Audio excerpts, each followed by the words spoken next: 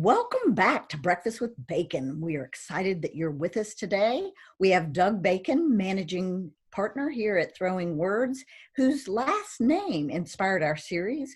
We have Julie Zalua, Jay-Z, who we fondly call her, who's in the background, making sure everything's working. You have me, Lynn Ingersoll, your host, and in a minute, we'll introduce our guest. This whole series was inspired by our current situation, and we were surprised at the things that we were learning about each other. Even though we had worked virtually for years, we're learning a lot. We thought it would be helpful to share what we're learning in the hopes that you will learn something too. And today we have TyAnn Osborn. She is founder, success guide, and strengths guru of Osborn Consulting Group. She's outside of Austin, I believe. I'll get her to tell you a little bit more as she sees fit.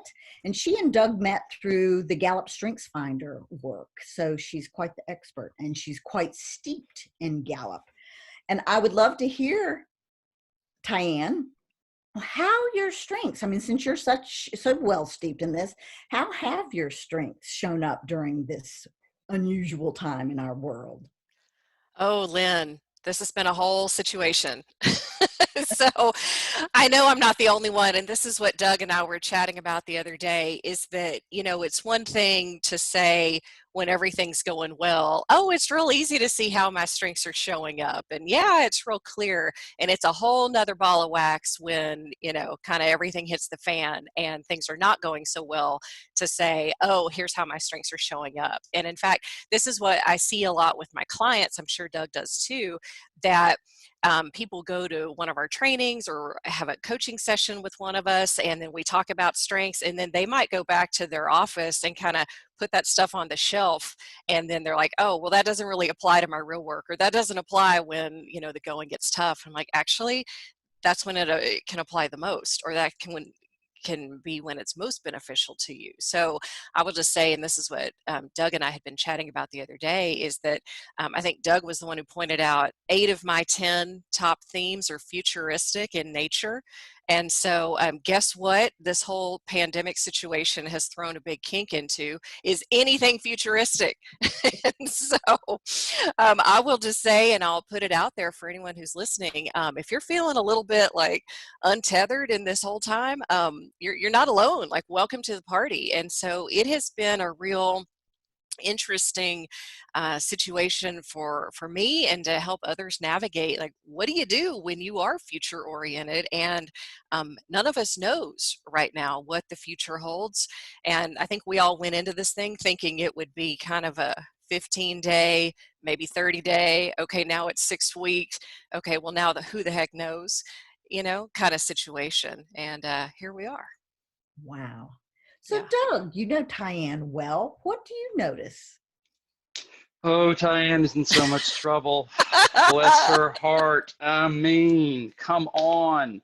8 of her top 10 about the future. And then leading with maximizer, right? Ugh. So Lynn, you're a maximizer as well, but maximizers are about excellence. How do we take what's working well and then make it excellent? And then if we jump to the bottom of TyAnn's list of 34, what do we see? Adaptability is down there. So adaptability, when it's a strength, is I can respond in the moment. I'm focused on today. When it's 33, there's nothing there to fire up. So, and then what else is down there? Restorative. Well, what's restorative? Restorative loves to fix what's broken. Well, guess what? That's not TyAnn Osborn either. So it's, I have this vision for the future, and then here it is, mid-March. I'm literally on a flight to go to a speaking engagement. When that engagement is canceled, and then all of a sudden everything that's on the calendar is now either canceled or indefinitely postponed, and I've got a ranch to sell and all these different things, and so nothing is excellent, and there's no clear vision for the future.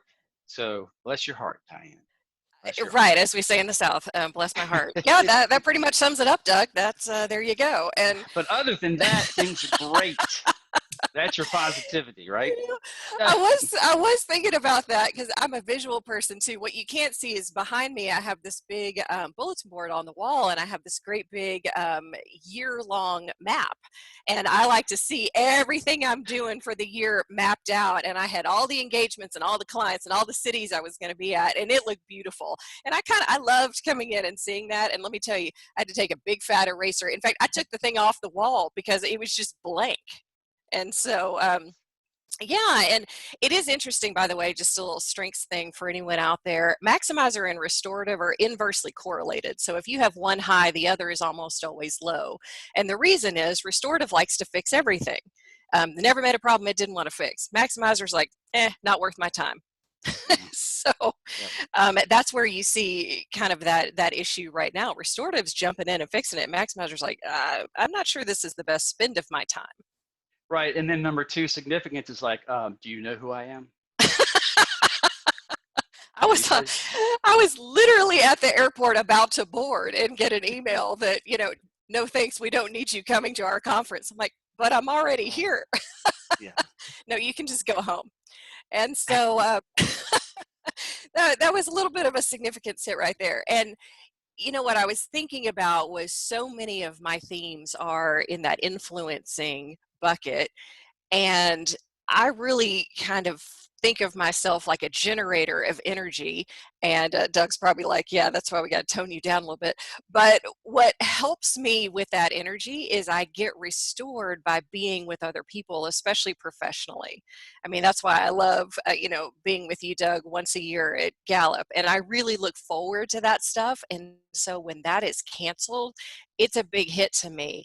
And I need to be with people in order to get that energy back. And so that's really part of what I'm missing. Not only can I not plan on that for the future, I don't have it now. And so that's throwing a kink into things. Yeah. And I would say too that it's not, I mean, it's not like you could just go down to the corner market and be with people and kind of scratch that itch. Like it's the right, it's the right people that you need. It's who it is. I mean, again, that's the bad rap that significance gets, right? I'm always trying to be in a bigger room with more impactful people, and a part of at its best that may be true, but it's really because of what that allows you to do from an influence standpoint when you have that bigger platform or the bigger network. It broadens the impact that you can have. But so many people see that as a negative, or, oh, here comes TyAnn again. Just make room at the podium. She wants to be, where's the spotlight, right? Well, people might think that, but I will say, and that might be raw significance showing up. But yeah, it's not about me holding court down at the grocery store. That doesn't go well, or at the local Starbucks. They're like, okay, creeper. But what it is the way it shows up for me is I love helping other people discover their inner value and their worth and seeing that light bulb go on for them. That moment where people get it and they think, oh, I am worthy and I do have something to give. Oh my gosh, that just, lights my heart up. And so that's what I love, helping with the strengths message and the other messages that we give. And so that's the part. And if I can do that on a broad scale, oh my gosh, get out of the way. That's the fun part for me. I'm on cloud nine. And so when I don't have that's a big deflator. And so, Yeah. And yeah, one thing that's really interesting about, so how we're very different wired. I mean, we're both about people, but you come through that lens of influence and then kind of vision, and I come through from the relationship part. And right. and so we both want to have that connection with people, but with 6 of my top 7 being in relationship building, like I want to connect with that person, right? Right. So it's how can I hone in on that on the person, but with your influence, as you said, the broader the better. So if I love to see the light bulb come on with one person, but if it's 500 people at the same time, well, then that's a lot better.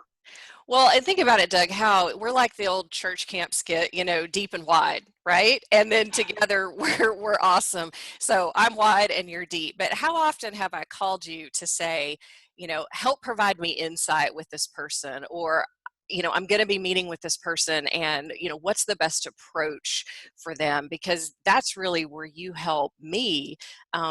And I really value you on that. And then conversely, I'm not sure you would want to hop on a stage in front of 500 people and be the Only rah if I rah. know them all. Only if I know them all.